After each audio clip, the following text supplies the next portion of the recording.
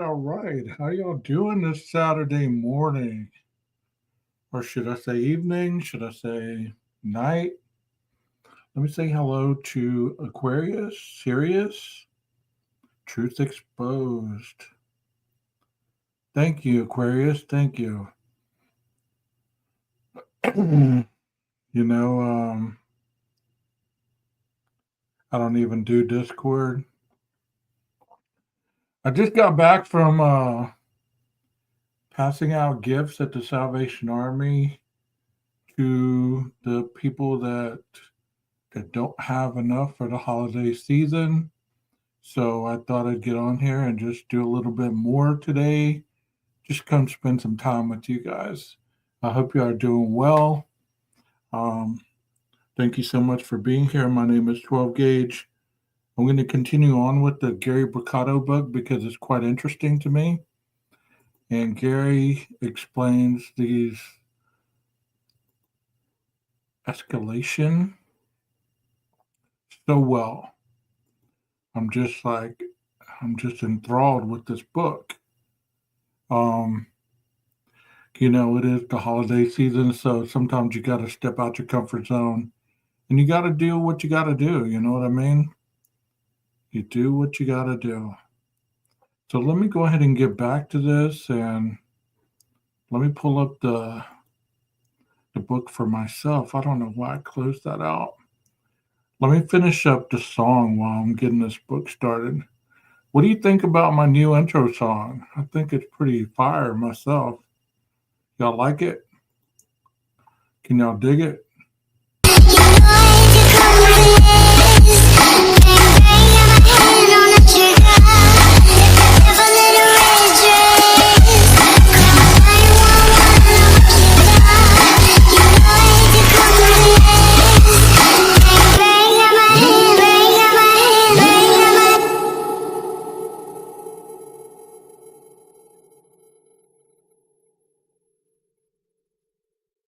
One more time while I pull this book up.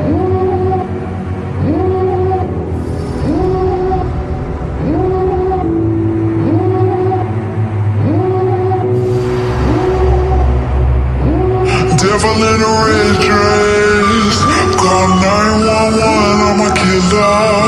You know I hate to confess. Bang bang, got my hand on the trigger. The devil in a red dress, call 911, I'm a killer. You know I hate to confess. Bang bang, got my hand,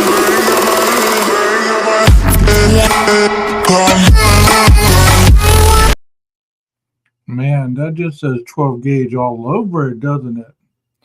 Rondi, welcome, welcome. Thank you so much, Rondi. Thank you, thank you.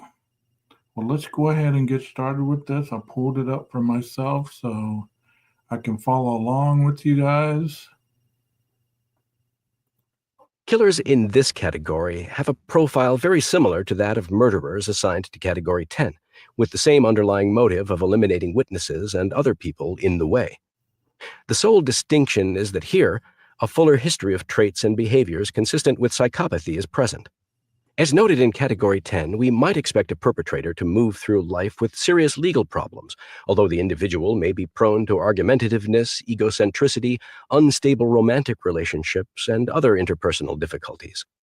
Okay, what I'd like you guys to do is, as this individual is reading these, I want you to kind of take down some notes if you want to, and try to get the adjectives in your mind about the differences between these individuals that kill. Like this one, he just gave you probably four adjectives about what this person normally exhibits. So let's go ahead and continue on. It said the individual may be prone to argumentativeness, egocentricity, unstable romantic relationships, or other interpersonal difficulties. So this individual, this individual may be prone to being argumentative, meaning that they have quick temper, always want to be right, always want to argue their point. Egocentricity means that it's all about them. The romantic relationships are often unstable because who wants to be with somebody who always has to be right? And other interpersonal difficulties. I can only imagine what those are. Here we go. Despite her stormy dating history and family dynamics, few would have considered Susan Smith capable of murdering anyone, no less her two young children. In the same way, while Ronald Gene Simmons was considered an icy, difficult individual prior to discovery of the sexual abuse of his daughter when he was 41 and harassment of a woman at work, he established a respected military career and, to our knowledge, had no other significant problems with the law. By contrast, with Category 11 types, we generally see conduct and possibly legal issues across one's lifetime. A Category 11 type who, as part of an overall picture of psychopathic traits and behaviors, participates in violent gang activities, might kill or order someone killed to prevent an individual from serving as a witness in a legal proceeding. Sometimes such gang members target someone who has already served as a witness to a crime, constituting a sort of after-the-fact witness elimination. This is more about retaliation for a violation of a code of allegiance and obedience than about prevention of arrest or incarceration, although it is also possible that the gang in such cases fears that the witness might have information about other crimes that have not yet come to light. At any rate, such a retaliatory killing certainly serves as a deterrent against the willingness of other witnesses to inform authorities about the gang's activities. Okay, so we've heard a lot in one case about the potential involvement of gangs.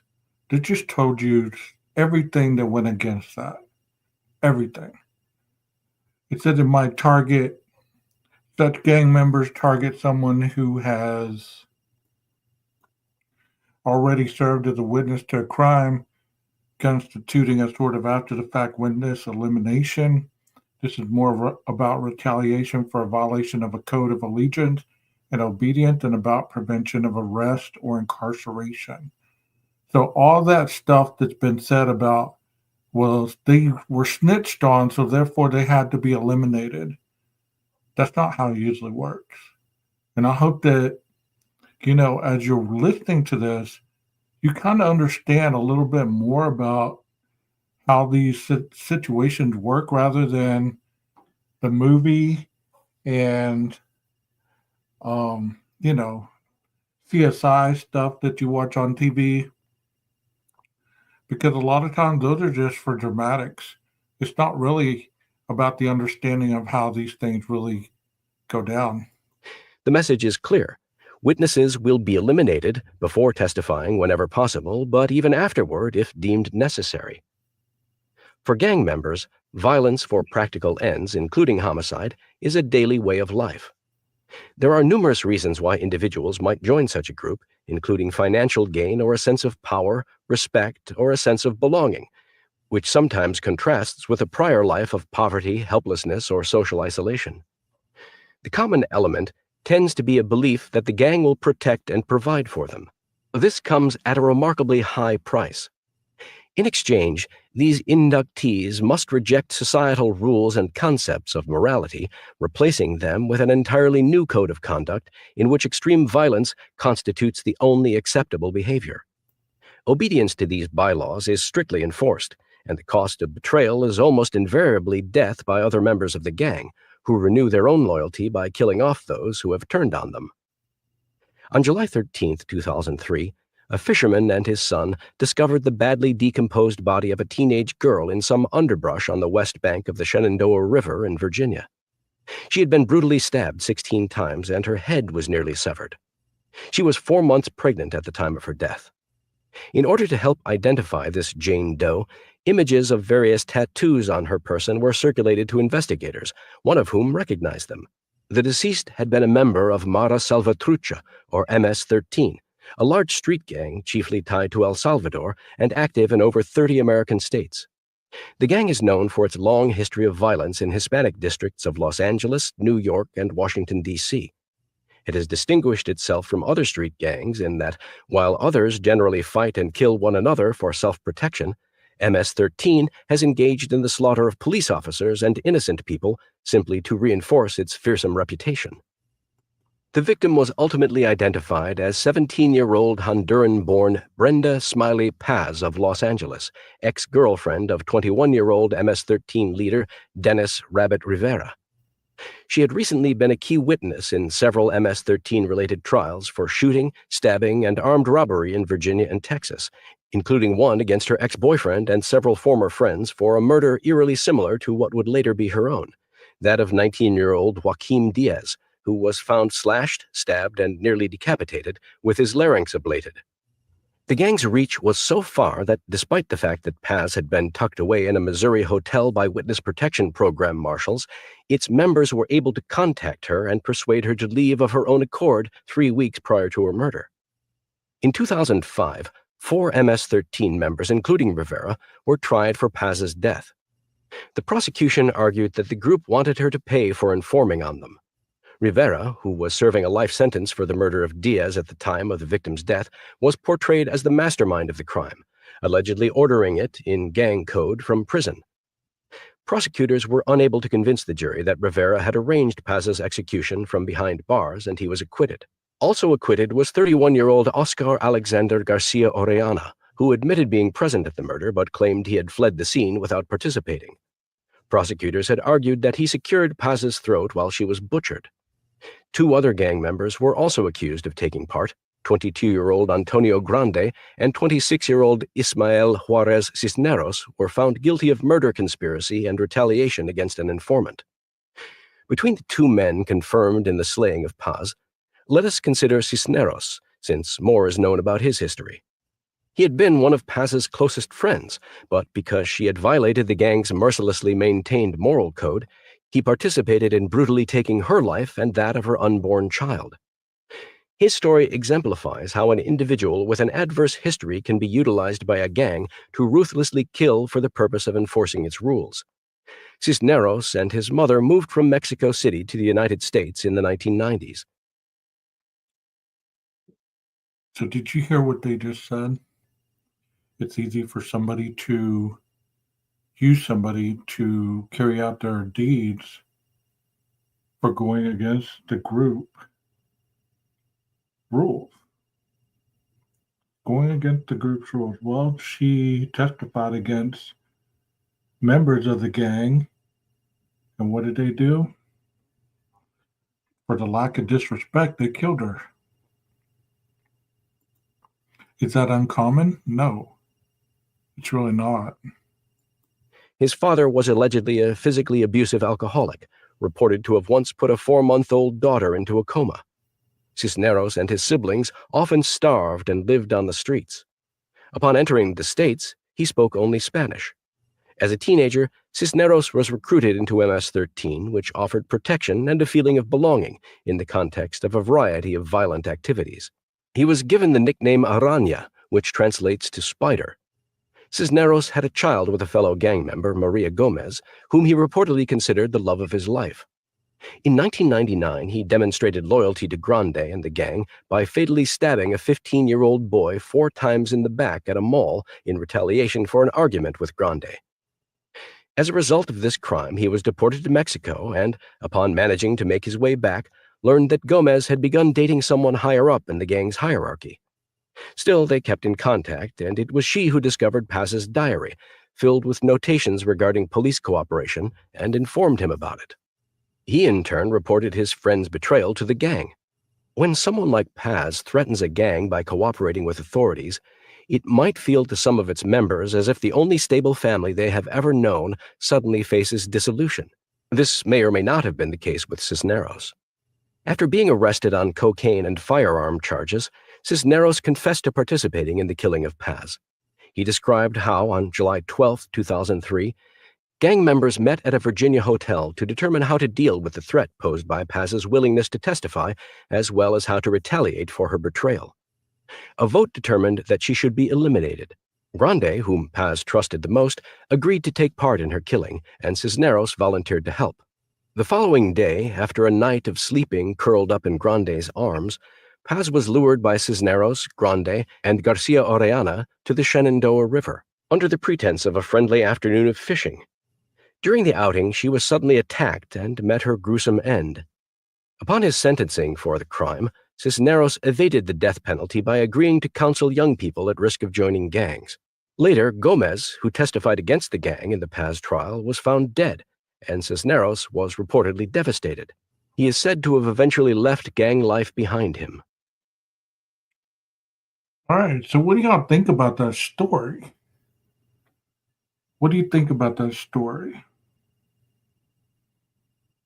You know, when it comes to retaliation, it's usually done to the individual who has done the who has went against the gang's bylaws, either by becoming an informant or, you know, giving valuable details about the gang or, things like that.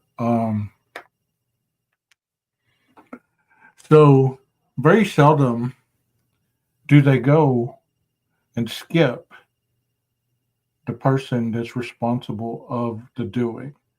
Very, very seldom do they go and kill the family of the person who they're trying to get the attention to. So it is just it's fairy tale to believe that we're going to jump the family and go straight to the offspring of the family who supposedly snitched on the gang that was running product, money, sex, you name it, through a college off-campus home. Just saying that just makes me sound idiotic. It really does. It really makes me sound like an idiot. To really believe that these kids have the capacity to do that? No. Because from the age of 17 to 21, have you been around 17 to 21-year-olds? They don't have, especially these days. Maybe back when some of us were younger, we had the responsibility, we had the drive, we had the ruthlessness. But to be in that lifestyle, you have to have a sense of mentality where we're talking about the psychopathy, we're talking about the antisocial behavior, we're talking about the defiant disorder times 100. I mean, because not everybody's going to be about that life. You can talk about it, you can act like it, you can emulate it, you can throw the gang signs, you can do all that. Everybody's a gangster until it comes to doing gangster shit. And that's on God right there. You know what I mean? It is the truth. Everybody's a gangster until it comes to do gangster stuff, you know? And that's what I tell my clients, and that's what I tell the kids. You know, stop all that foolishness. You're emulating a lifestyle that you know nothing about. Just because you hear it in the rap song, just because you hear it, other people talking like that does not make you a gangster. Just because you have a gun does not make you a gangster. And you tell me if they were running drugs through that house and they were doing all that, they would have had guns in that house.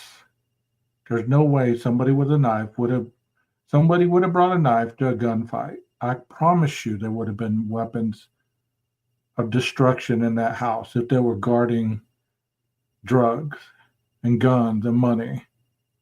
There would have been guns in there. There's no way that knife wielding person would have been able to kill 4 people in that house with a knife. He would have been gone first. You know? So I'm just saying that to be specific, because there's a lot of foolishness that's being stated around the internet regarding that Idaho case and the gun theory. I mean, not the gun theory, the gang theory from very beginning. The drug house. Come on, a drug house. They said it was a trap house. Are you stupid? Have you ever been to a real trap house? WSU Mom Kim, have you really ever been to a real trap house? That was not a trap house. Not even in 2024.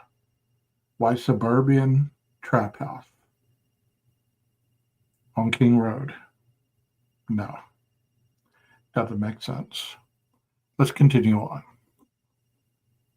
Category 12. Category 12 is the appropriate placement in the scale for psychopathic persons whose evil doing takes the form of an extreme need for power and control over others, often in roles such as the dictatorial head of a cult, a corrupt politician or religious leader, or the mastermind of a violent gang like the one we just described. Grandiose and paranoid traits are prominent among such individuals, and anyone perceived as an impediment or threat to absolute power is liable to be promptly eradicated. It should be noted that Category 12 types sometimes have other people do their killing for them. Perhaps due to intense pride or a need to retain control right to the very end, people in this category will also, on occasion, refuse to go down easily when they feel they are cornered, taking lives with no compunction or allowing themselves to be killed rather than allow apprehension by the authorities. Note that we would not expect an individual assigned to this ranking to engage in torture, but to prefer that killing be as expeditious as possible. As we will hear in the coming section, sadistic torture would require classification in a far higher category of the scale. To discuss the subject of our next vignette, it is essential to provide some background, beginning with the colorful history of Mormonism. In 1823, Joseph Smith, a young New York farmer, claimed that an angel named Moroni led him to a hillside where he dug up golden plates engraved with mysterious ancient writings. He subsequently translated these scriptures and reproduced them as the Book of Mormon, providing the basis for the Church of Jesus Christ of Latter-day Saints. The plate's mystical message explained that the Jews of ancient times had visited the Americas centuries before Christ's birth and were related to the indigenous peoples discovered there by European settlers. It was further claimed that following the death and resurrection of Jesus, he visited the New World. Central to Smith's evangel was the idea that God was once a mortal man residing on a distant planet who, by way of obedience to the dictates of the spiritual beliefs of his world, was transformed into a deity who then created Earth. God was said to have married, some Mormons believe numerous times over, and to have sired Jesus through a literal physical union with Mary, so that Christ was half human and half God. Smith taught that those who follow God's path of self-perfection can also become deities, capable of creating spiritual children to populate other worlds. A critical component of the creed is that the prophet, that is, the current head of the Mormon Church, since Smith's authority is passed along a line of successors, can override the word of earlier prophets. Young men aged 19 through 22 are expected to help spread the faith. Any Okay, this is something I know very, very little about, so I'm going to let it just go on through because I don't have a clue what Mormonism is. I don't have a clue what their beliefs are. I've heard about it, but I'm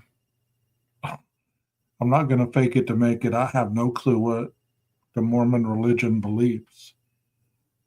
I mean, even though he's stating what it believes, I don't have any clue, and I don't want to, you know, talk down to anybody's religious beliefs or anything like that. So I'm just going to let it run. literature critical of Mormonism is deemed to be satanic in origin, distributed by apostates from the faith or the product of ignorance. Since the Old Testament patriarchs were permitted by God to marry several different wives, Smith came to embrace polygamy. Women, however, were forbidden to engage in polyandry, the practice of taking more than one husband. When mainstream Christians condemned Smith's precept about marriage, he publicly denounced it, but appears to have secretly taken as many as 33 wives before his death. Polygamy was banned in the United States in 1862 and rejected by the Mormon Church in 1890. Late 19th century debates over this issue led some Mormon purists, who believed the practice to be spiritually sound, to relocate to northern Mexico to found colonies in deserted areas largely overlooked by local governments. Their establishment only partially sets the stage for the bizarre and fascinating story of the psychopathic, power-hungry cult leader Orville LeBaron, the subject of our vignette. We must also briefly touch upon his extraordinary family lineage. Orville LeBaron's ancestor, David Tully LeBaron, was a close ally of Joseph Smith, convinced that God and Christ had personally endowed Smith with the authority of true priesthood. Around 1840, David married Esther Johnson, the sister of Benjamin F. Smith, one of Smith's adopted sons, whom, it was maintained, received the mantle of priestly authority from Smith through a special blessing. The LeBaron family would teach over the years that when Benjamin F. Smith died, he passed this mantle to his nephew, Benjamin LeBaron. In 1886, he fathered a son, Alma Dayer LeBaron, who would prove a driving force in the establishment of one of the previously described Mormon communities in Central America.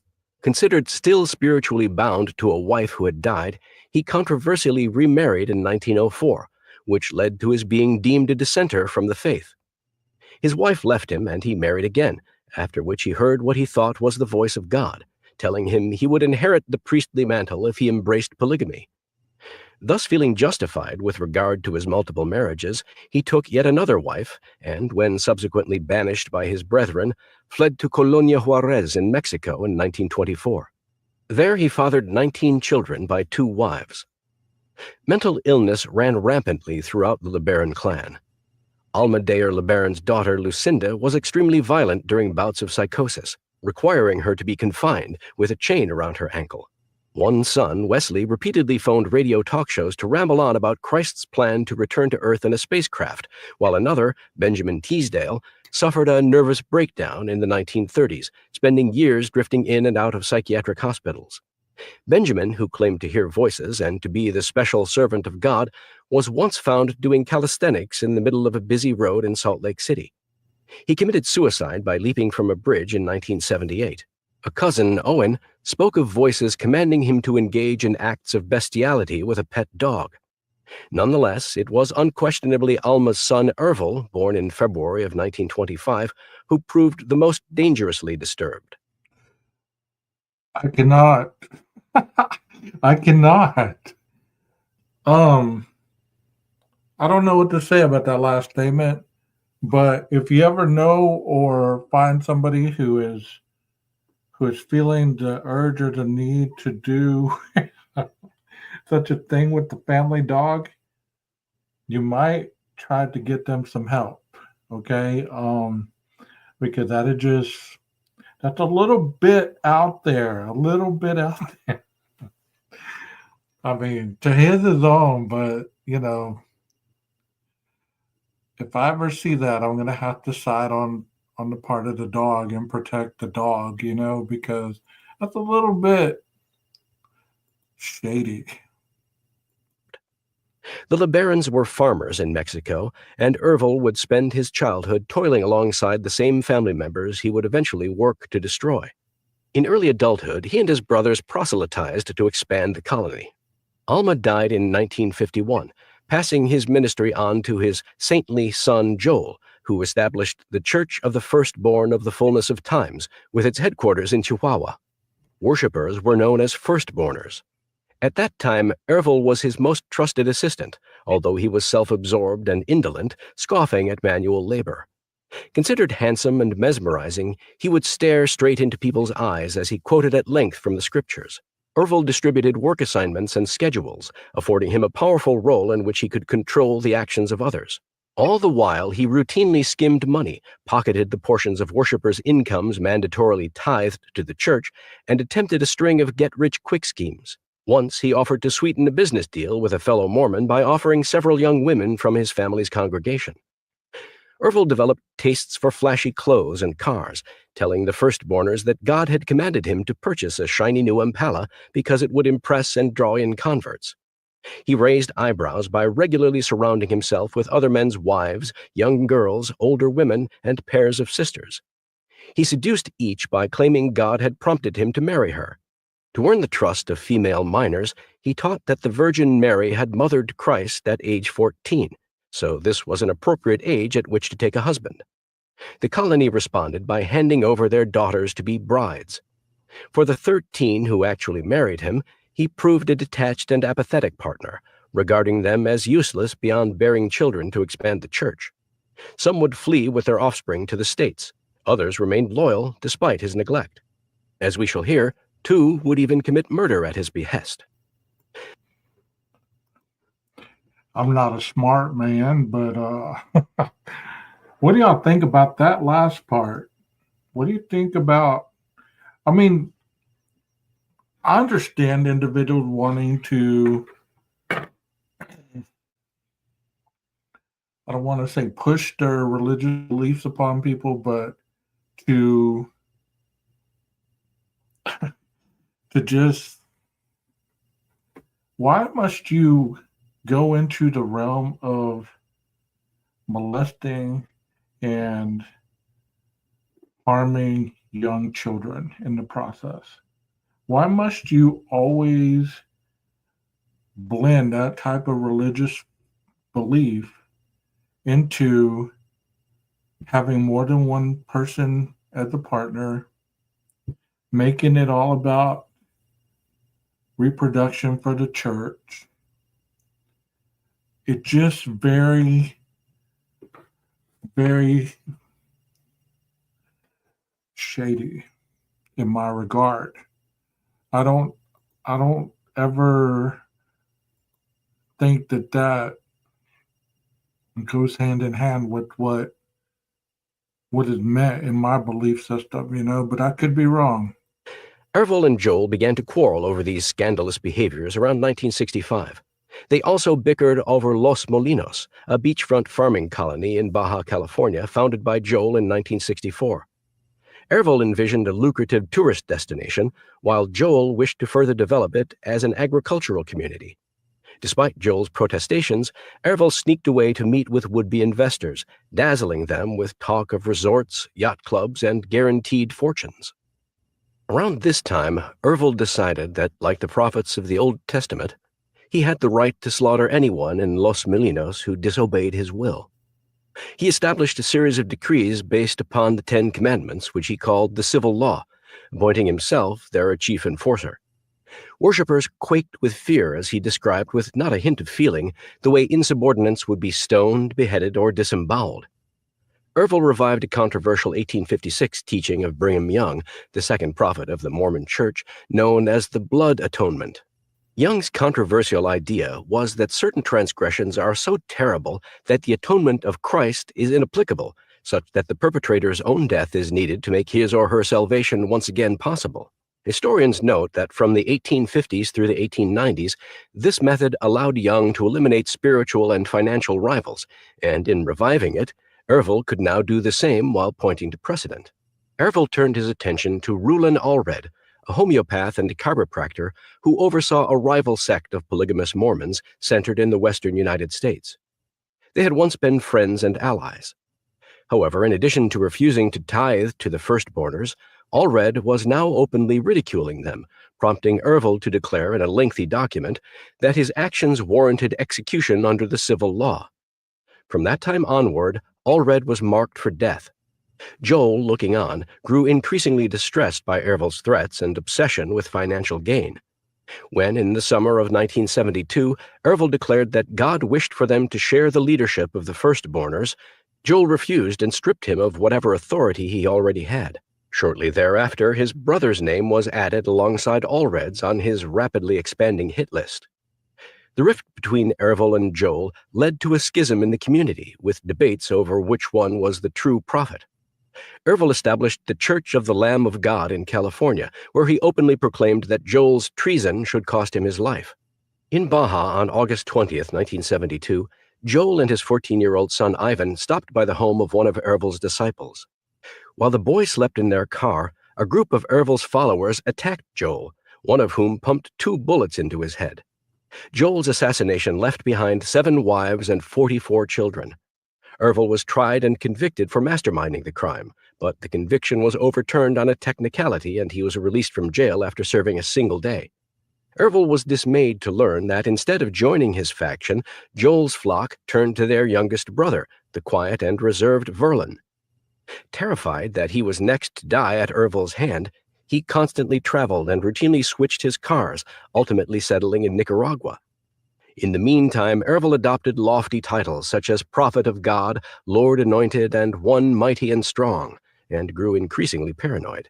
He began carrying a firearm, required that his wives and children study marksmanship, and surrounded himself with a group of worshippers who used aliases, operating under sham birth certificates.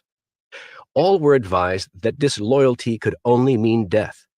Ervil also published a rambling essay written in the archaic English of the King James Bible entitled Hour of Crisis, Day of Vengeance. In addition to demanding that tithes be paid directly to him, it forbade contributions to other factions, punishable by blood atonement. Around this time, Ervil took control of all romantic liaisons in his colony. He would demand first pick of all females, arrange all marriages, and use women as totally objectified rewards for male worshippers' good or loyal behavior. As the group expanded, Ervil relocated it to Utah, where he unsuccessfully tried to extort money from local Mormon factions. Then, claiming inspiration from God to destroy Los Molinos, where Verlin and his family lived, Ervil called upon Dean Vest, a 6'8", 260-pound Vietnam veteran, to teach a band of loyalists to use weapons and explosives. Vest and 5 black-clad foot soldiers slipped into Baja by night, firebombing the homes and shooting down its terrified inhabitants as they raced from the flames. The attackers made their way to Verlin's property, where his wife and 6 of their children watched as their home was ignited and sprayed with bullets. In all, 2 citizens were killed and 13 wounded. Ervil was enraged to learn that his brother had not been home and that he survived the attack, thereafter resorting to use spies to locate him. Moreover, he decided that his usurpation of Los Molinos was inadequate. He wished to take over Mexico and the United States and ultimately dominate the entire world. To do so, he reasoned, he would have to slaughter his religious rivals and confiscate their business holdings to finance his mission. Okay, I'm going to stop it right here because I just realized that I'm supposed to be doing something else, not being live right now. I don't know what I was thinking, but I will probably do the rest of that one on an upload. That way, if you're not really into that type of scenario, you can kind of skip over it and go on to the next, part of it. But if I can get Jeff and Nina to agree, we might go on live later on, either tonight or maybe tomorrow, and we can finish up where we were heading yesterday, which we were heading into an area of the Idaho 4 stuff. But the new evil is really intriguing. I would suggest that anybody who's really interested in true crime and the elevation of people's minds and psyches that you go to Amazon and you look up Dr. Gary Brucato and The New Evil, and you purchase you either a Kindle portion or paperback, whichever. Um, and you haven't already, go check out Dr. Gary Brucato's YouTube channel. Give him a like and a subscribe if you haven't already. Um, I've spoken with him, so he's cool with me doing what I'm doing with his book. And hopefully, we have some bigger things in the future planned. But as of now, you understand, some people are very busy and, certain things take precedent. So I hope you have a very awesome Saturday. Thank you for spending some time with me. You guys come back soon. I'll see you soon. Maestro, cue that music.